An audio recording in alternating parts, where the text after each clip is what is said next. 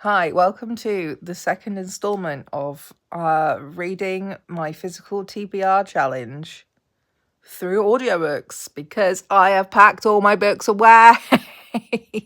I've packed them all. So I can read with my eyeballs for this challenge, at least for now. I hope you enjoy the video. Let me know which books on my Spotify playlist I should listen to next. Let me know in the comments of my video. Thanks.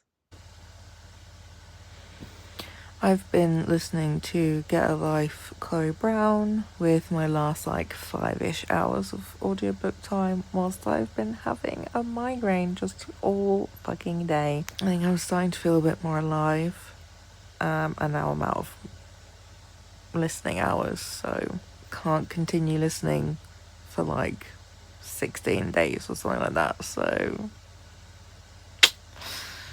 boo. Okay, it's actually 25 days. I don't know how I want to do this video. Obviously, if I just squeeze it all into one video, that'd be a really long video. So I was thinking maybe it could be maybe a monthly thing that we get a couple of books each video, a few books each video I'm talking about that I'm getting through my list. I don't know. Let me know your thoughts because my brain is on fire. Okay, so yeah, I have been reading Get a Life, Chloe Brown. Ironically, I was part of, I think, a book tour for Actor Age Eve Brown. Is that it? A few years ago. You can see that video still on my channel. But now the only book I that's the only book I don't actually own out of this trilogy. I managed to find and pick up the other two in local charity shops. Honestly, a shocker because it's not often I see diverse romance books in local charity shops. It's not my area is particularly white. It's definitely reasonably multicultural for a southern area in the UK, but particularly the kinds of topics that are approached in the Brown sisters books, disability in particular, queerness in the next book that I haven't read yet.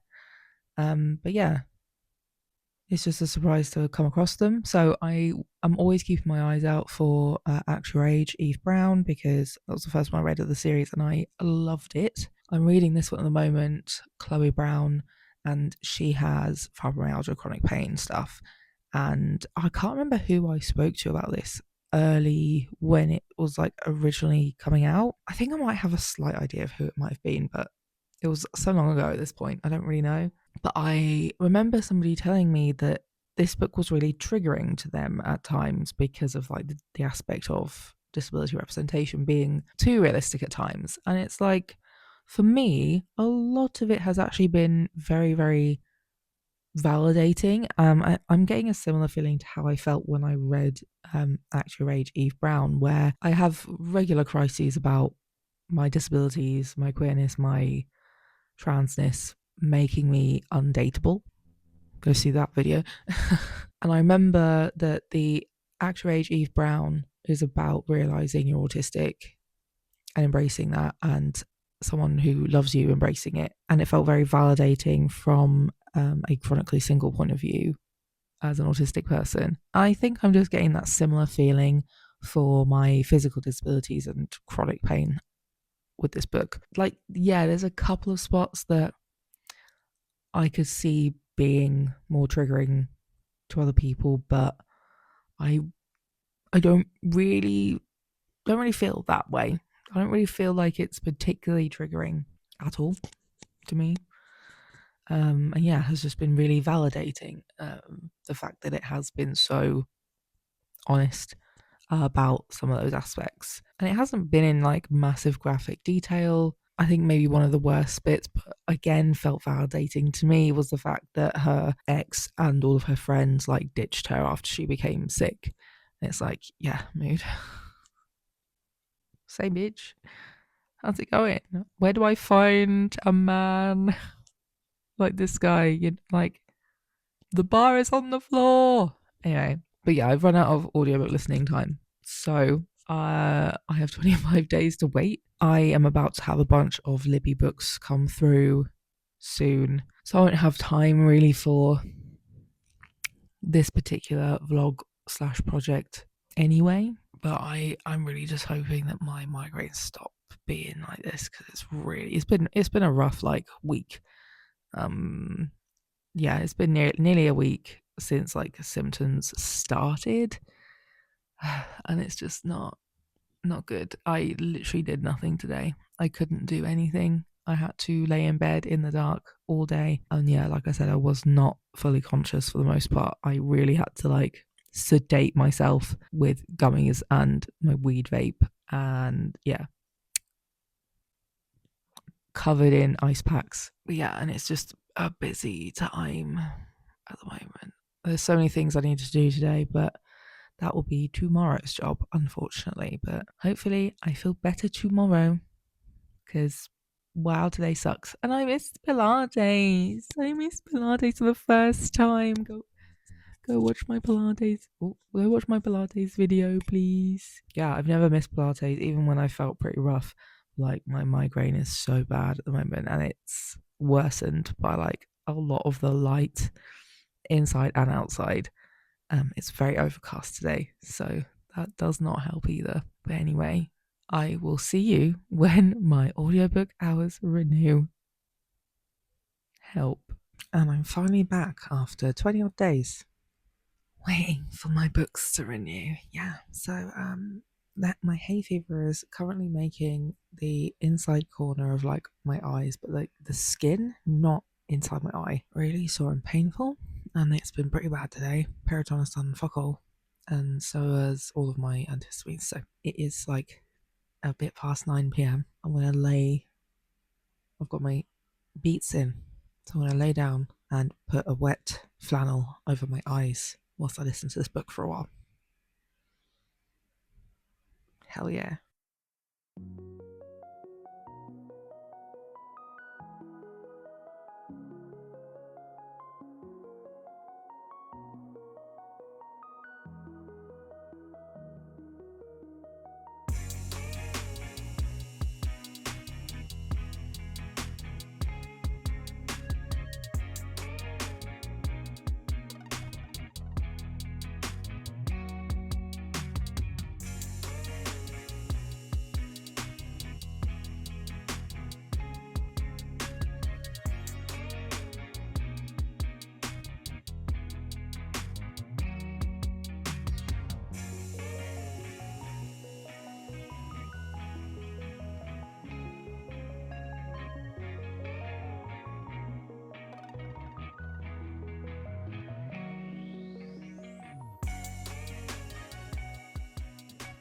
There's a reason why I'm finding this particular romance audiobook more cringy than usual. And not to be mean or rude to anybody with this accent in England, but it does just make me laugh that this was the accent chosen for the male love interest of this story. Which is like, I don't even know where from, but it's like some kind of northern accent. And he just don't sound too sexy, really, because he just sounds like the guy from Gogglebox. What you look like? And it's personally not the most attractive accent to have chosen. Give me a little sugar, why don't you? Come here and give me a kiss.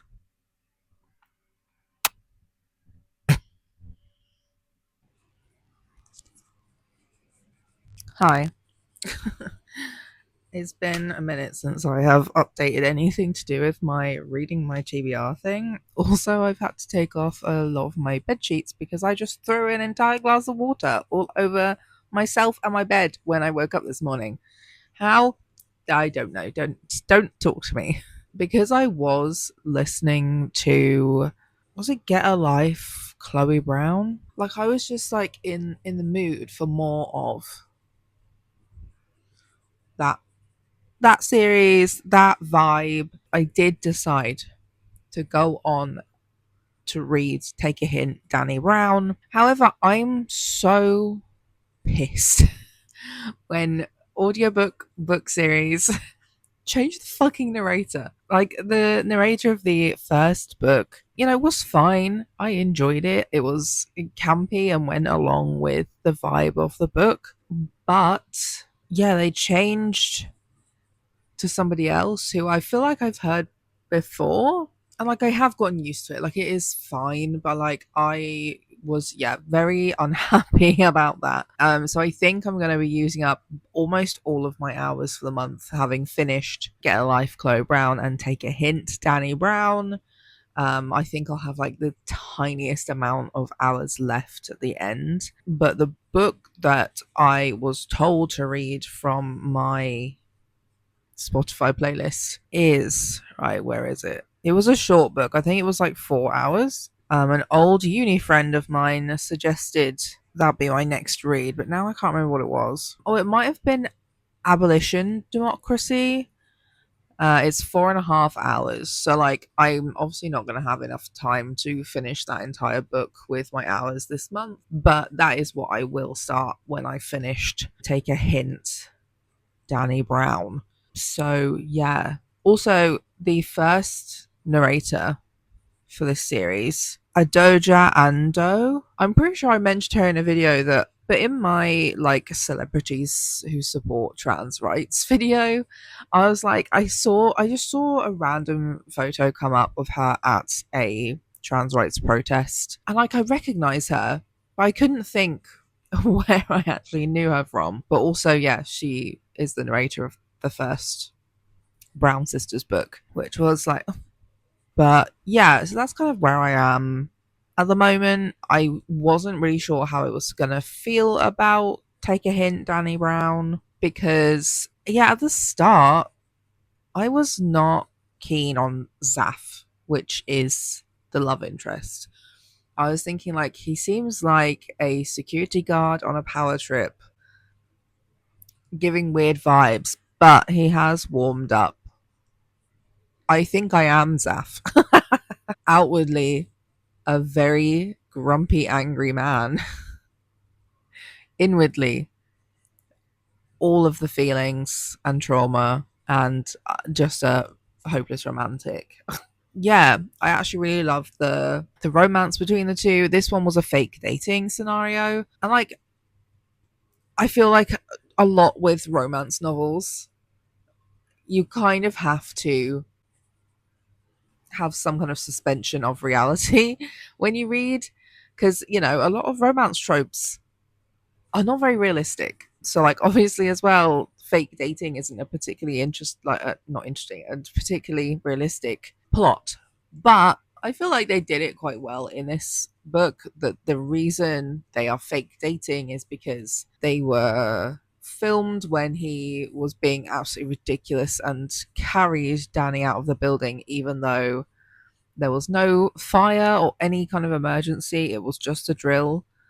But he ripped open the elevator and carried her out. And so somebody filmed that and put it online, and it went viral because he is an ex professional rugby player. It's bringing him lots of good attention to the job he has currently, or like rather the charity that he runs. Something along those lines, charity, non-profit, whatever. So that's why they decide to lean into the fake dating, because people are interested in his charity and this relationship, and he doesn't think they'll be interested in just the charity. So they agree to fake date, and then they become like fuck buddies and fall in love, basically. Yeah, and also like I don't really read a ton into the books I plan to read a lot of the time. Because sometimes blurbs are either not great at actually pitching the books, or they are a bit too spoilery. So sometimes I just like to go in and just like see what happens. I might have a bit of an idea of what I think it's going to be. So yeah, also just the fact that Saf, the love interest, is a Muslim man, an Arab man, is a nice change of pace, isn't it? You know, because I mean, the first book and the last book are the love interests are both white men. But I think in general, with all of these books, there is also an additional focus on, like, all of them have some kind of like disability thing going on. Basically, obviously, at the end of the third book, we find out everybody's autistic. But Eve is the autistic one. Dani has endometriosis, basically, or like PCOS. Either way, her periods are horrific.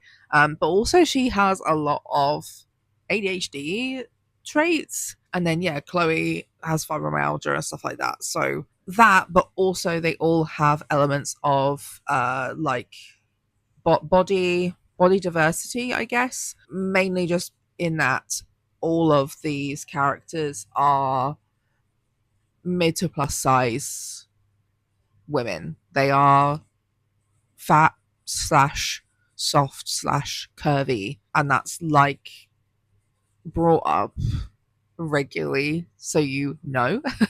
Which again, yeah, there's just so many books that everybody is skinny, straight sized people on the slim athletic side, but it's like some of us want to see a bit more like chubby representation, either just because we are chubby or because we like chubbies. We like chubbies. So yeah, like I like these books. I think that they are like sort of a fun, silly time, whilst also addressing very real world things like death, family stuff, oppression as well, mental health, disability, etc. I feel like it is a more palatable way to deliver unpalatable topics. So, like, to me, it all just kind of feels like normal. I'm like, oh yeah, same. Like, yeah, that would be me too, babe. Whereas people who aren't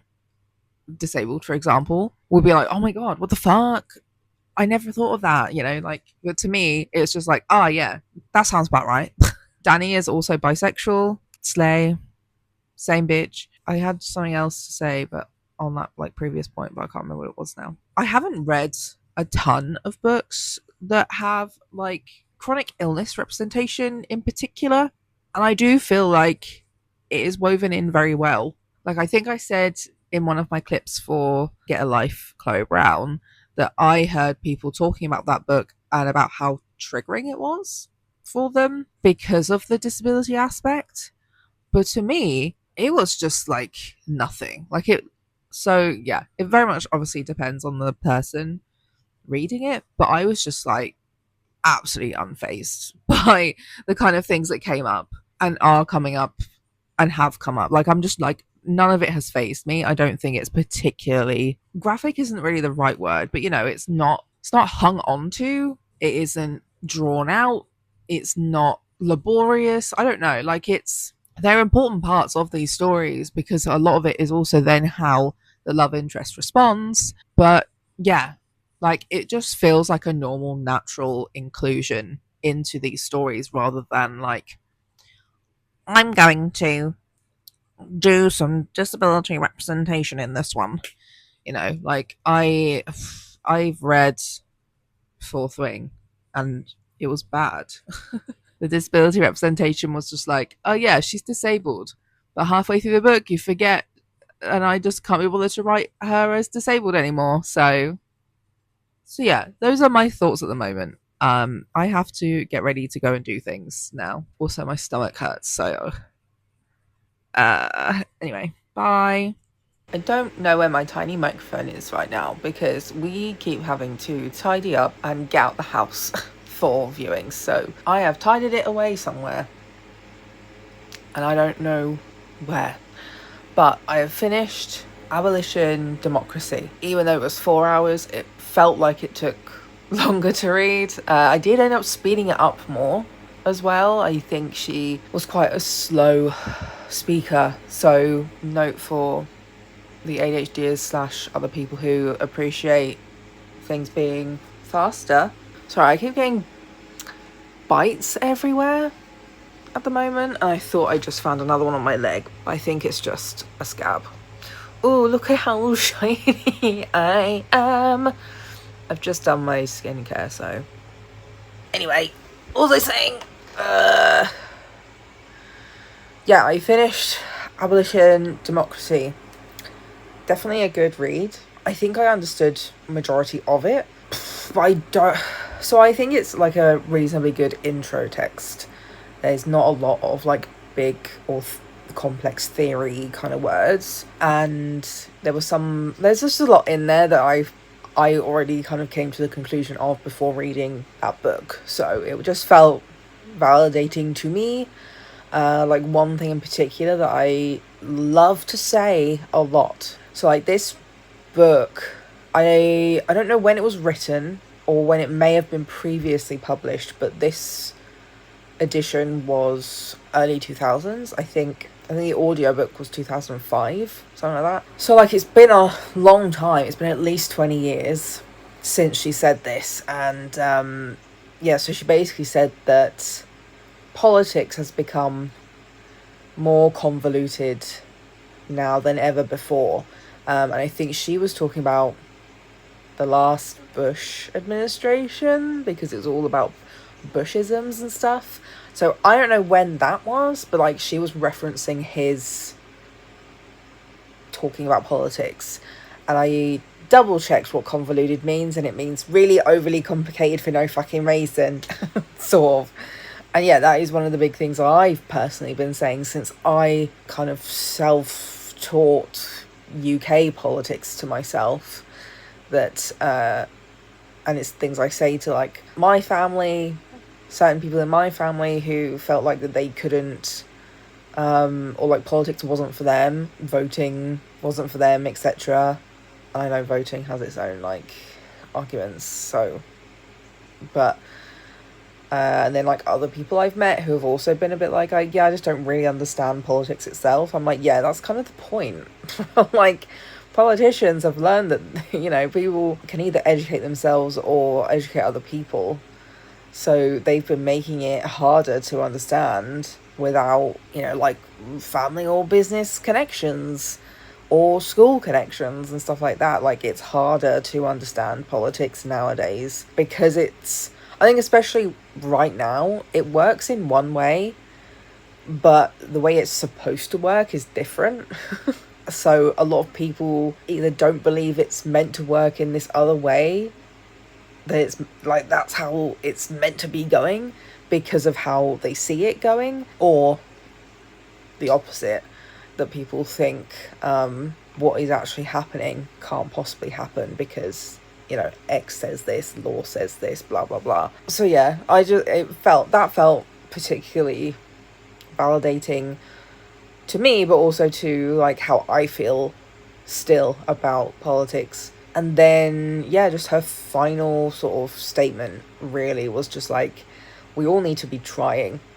We all need to be trying to organise. We need to be trying to do things, because back when we were doing stuff for the civil rights movement, we didn't know if anything would work because nobody had ever done this before. And I think we could see that's the same sort of thing now with, you know, we are in the age of the internet, and the internet's being taken away from us. Look into your country's current censorship laws. The UK has one now, and the government somehow managed to defeat Wikipedia in a lawsuit. Wikipedia was like, no, why would we ask people for their identification to prove their age? Why would we do that? And the government was like, well, you're either gonna do it or you're gonna stop providing services to the UK. That's just one of many things. Spotify as well. As soon as I get that notification, cancellation of my premium it is, even though I've been using it to read these fucking books. Bitch. I'll have to look on Libby for the books if I'm going to continue doing this. Obviously, there's loads in America as well. Australia as well in particular. Specifically, are doing it for YouTube. YouTube, I think in general, are bringing things in, particularly in America. I'm not sure if they're doing it for England, but I think England is like bringing it in on like most social media, which includes like, yeah, you're not going to be able to access things like LGBTQ plus resources, abuse resources, Reddit threads on those things either. You might not be able to access videos on YouTube. Yeah, I think all of this is a very terribly thought out idea for all of our governments to be doing, because, like, you know, for the most part, they refuse to tax the rich, like a teeny tiny percent, just to actually fund anything in our country. But this is going to really piss off the rich as well. It's going to piss off the rich and the working class, because, you know, the more people who refuse to give their personal information, that means less adverts are being watched or clicked on, less people are buying things online because there's a age verification, which is annoying, or an extra step, or, you know, you have your own political reasons why you don't want to give that information up. So that is going to directly impact a lot of billionaires. They're going to see an impact in that, but that's also going to directly impact a lot of creators as well online. It's going to impact people on YouTube, on Instagram, on there were other things I was talking about in a thread on Twitter, I think. But, you know, anywhere that TikTok, that was the other one. Like, anywhere where you can either monetize through adverts or sell things through sponsorships, or, yeah, having sponsorships that are prepaid, that people aren't going to be watching your videos as much if they have to age verify themselves all the time. So even the sponsors who provide better pay to creators over advertisements, you know, AdSense, they're going to notice it too, because they're going to see that people aren't using a lot of creators' links, or creators are going to have to get creative and have different ways of contacting and connecting with their audience. I've seen a lot of people have been moving to like mailing lists. I don't know what you would include in a mailing list, to be honest. Obviously as well, things like coffee, Patreon. You can support my coffee if you want. Hi. But yeah, it's all pretty weird for me as well, because I literally I've been planning this book for a few years already, and I've written some parts to it, but like a big part of the world building was the fact that the internet had become so overly censored and full of bots that people had to basically create like almost like a black market version of the internet just to be able to continue contact with each other. Had to like hack systems and softwares, etc., to have any kind of freedom of communication and sharing information. So it's just a little bit daunting that it's just like happening really fast in real time in the real world. So yeah, that, I don't know if I finished my original thought because I went off on another political tangent, but yeah, basically she was like, we need to just try, because trying and failing is better than not trying anything at all. So, and I agree. Yeah, I think a lot of people or organisations are often too scared to even try anymore, and they just obey that stuff, which sucks. I can't remember the title of the book. I have just barely started. Let me see if I can see it on my laptop. Yes, I can. So I decided my next read is going to be How to Do Life with a Chronic Illness by Pippa Stacey. I wasn't really feeling any fiction, and I kind of wanted to see if I can knock out a few extra books this month. So this one is a shorter book. Abolition, Democracy was 4.5 hours. How to Do Life with a Chronic Illness is about 5.5 hours. So I should have another 5 hours left over for either another couple of books. I have some other short books I could play, depending on how I feel after listening to this one, or starting a longer book. That's my reading update. It's been a while because, yeah, I just wasn't really in the mood for the book I'd chosen. But also, again, I was delivered literally all of my Libby books I've been waiting for ages, so I was also trying to get through those.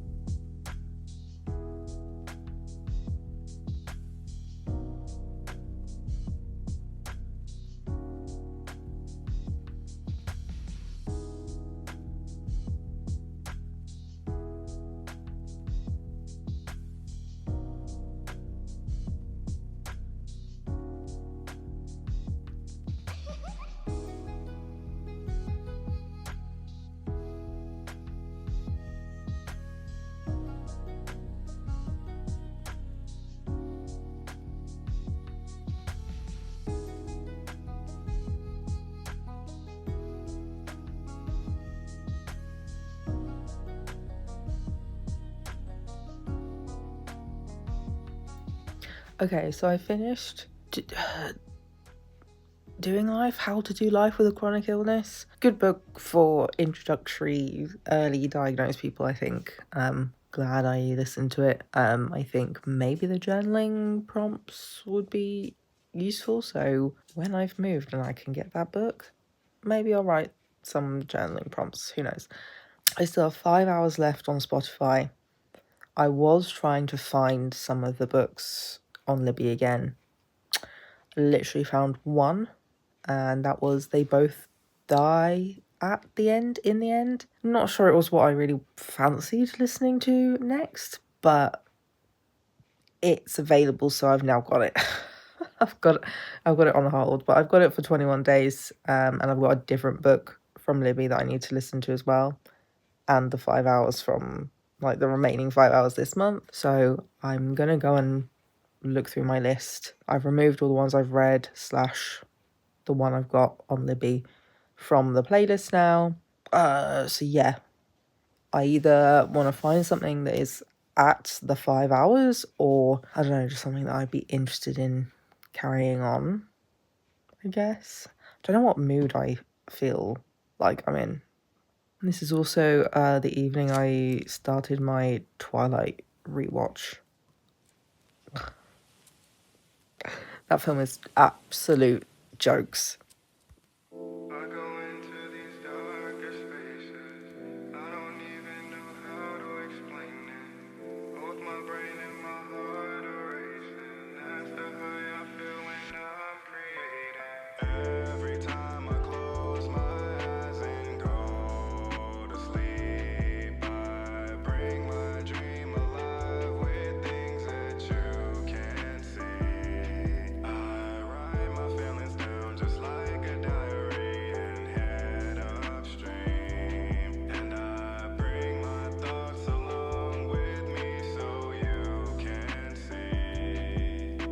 Sometimes I think I'm the man. I don't even take no inspiration where I can. That's cause I'm like a Titan with this ink pen in my hand. Like damn, I go through emotions so quick like sand. I'm building up my ego again, but then I put the pen down and I don't even know who I am. A post on the gram, don't show where I've been. I feel what you don't understand. The clouds in my head, yeah, they come and they go with the wind. Hallucinogens come in my room when I'm sleeping at night, but I try to fight it and I lose and they win.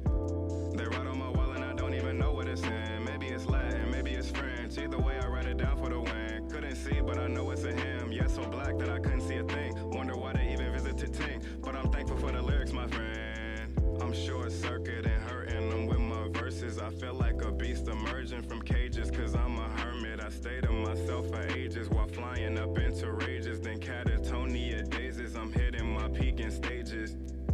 My mind stay falling in these darker spaces. I'm out of patience and I don't even know how to explain it. Both my brain and my heart are trying to race it. Adrenalation, that's the high I'm feeling when I'm creating.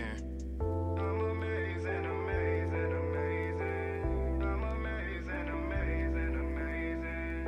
I'm amazing, amazing, amazing, amazing. I finally started listening to They Both Die at the End because I found it on the Libby app, like the only book I've been able to find on my list. So I was like, yeah, you know what, I will at least have it. But like, yeah, either way, it became available sooner than I wanted it to be, but I started listening to it. And again, I have a habit of not really having any idea what a fucking book is about before reading it a lot of the time. Like, I've said this before, I don't read blurbs often because I don't find them particularly useful. Some blurbs don't even actually tell you anything about the plot these days, and they're all just talking about tropes, or they're all just quotes from other writers. So I don't know what I thought this book was. I guess maybe I thought it was like a gay Fault in Our Stars, except they both had cancer, but no, it's much more dystopian, which is why I'm really surprised I just didn't know that, because the basic premise is there's this weird, like, I don't really fully get it, but like there's this, I don't know, company, something that predict when you're going to die, like what day. So a bunch of people every single day get called and told it's their last day, it's their death day. I'm just waiting for it to get gay, basically, because Mateo is non-specific when anything to do with his sexuality comes up. Rufus is bisexual. Yes, we love a bisexual icon. But yeah, I'm enjoying it so far, like a lot. I think I'm glad I own this book, actually, because it's very much my vibe at the moment. It kind of reminds me a little bit of, what did I listen to recently? I can't remember the name of it, but I'll put the thing. And that's where, without spoilers, the basic premise is two guys are on a spaceship to rescue one of their sisters, and it's just the two of them and basically this AI. It feels like that because even though there are people in this world, there are other people in this story here and there, it still feels very isolating, empty. I mean, maybe that's also partly because it's still like really early in the morning for this book. I'm assuming the book is the one day So yeah, we're only at like 5 a.m. now, but yeah, there's that sense of insular, just two people in this world, in this story, getting to know each other as well.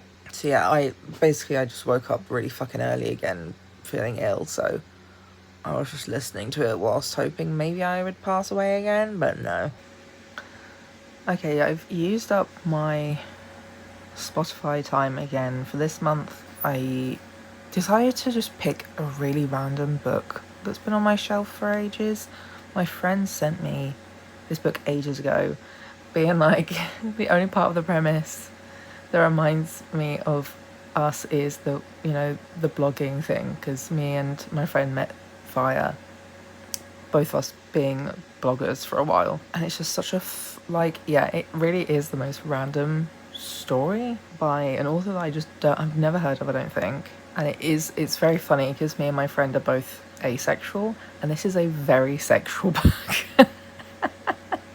Like, there's nothing graphic because I think it's YA, but like there's a lot of talk about sex, but like it's really enjoyable. It's in the sort of way of like educating both the reader and other characters in the book, which I'm all for. I think the message is great and it handles it really well, I think, actually.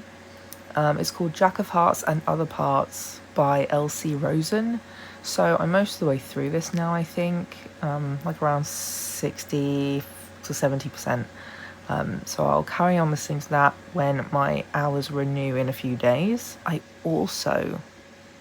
did finish They Both Die at the End, and I feel like there was a period of loads of queer YA novels coming out that, I don't know, when people talked about them it was so vague that basically every single one of those books I read, I'm like, this is not what I thought this book was at all.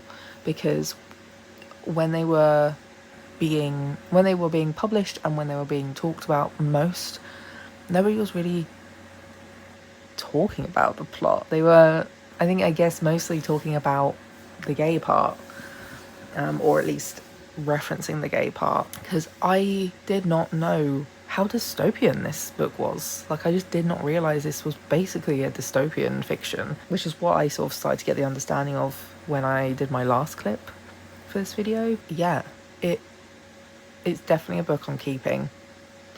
It blew my mind a little bit. I'm obsessed with the concept, and it's so fucking sad. It reminds me a lot of, I can't remember what that book's called. Oh, what is that book called? Hold on.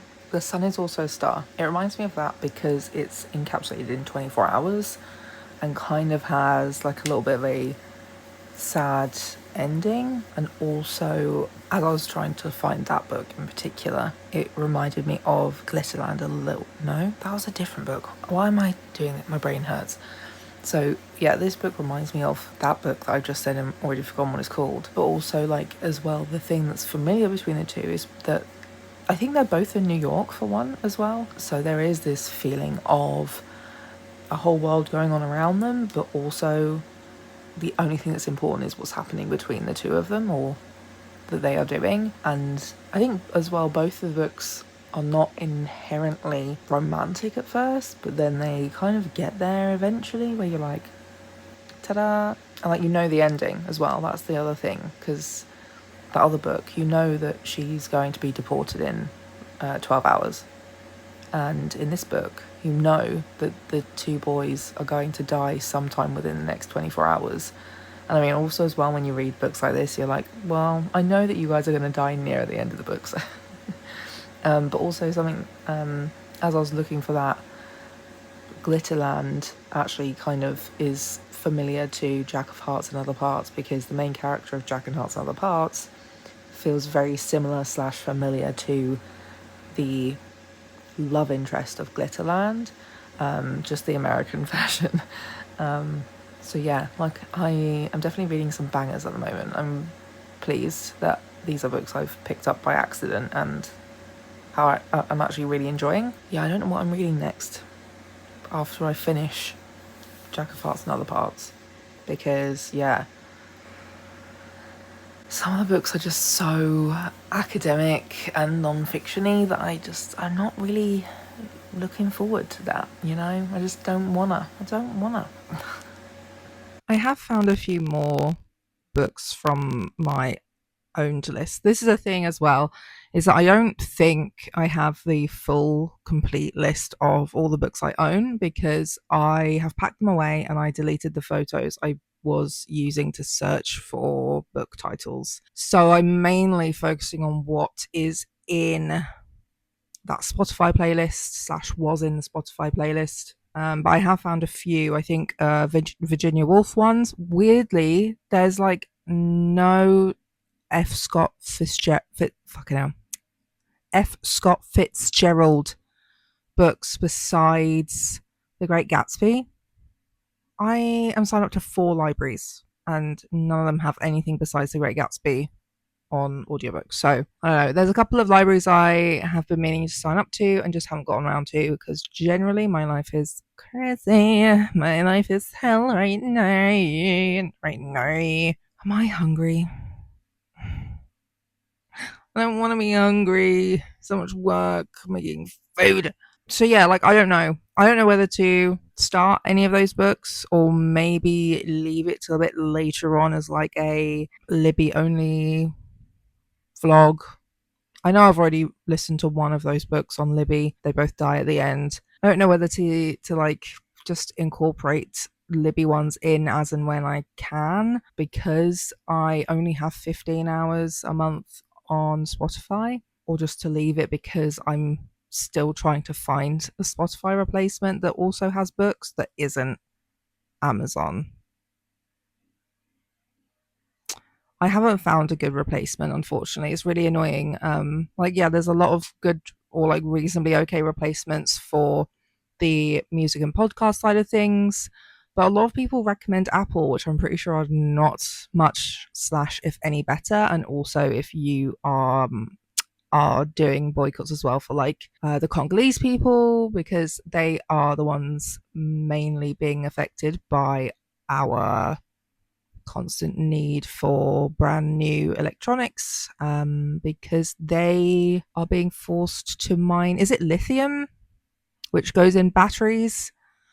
I think it's lithium. I might be wrong. So yeah, like I don't really want to go from Spotify to Apple for that particular reason. And obviously Amazon is the same issue anyway, all round, that they invest in military stuff and probably worse that I can't think of right now because I'm tired and I'm really hungry. And like a lot of the newer ones or other options in general seem to be very limited. They either don't have that much music on, don't have certain podcasts, and none of them have audiobooks. So yeah, it's just a bit frustrating because I really like Spotify. It's like one of my few things that I pay for and actually feel like I get some worth out of it. You know, obviously they don't pay the artists very well either. And the recent investment in AI drones and shit. So so if you use something different, pitch me what you use, the pros and cons. And ideally one that will let me transfer all of my information from one to the other. Thank you.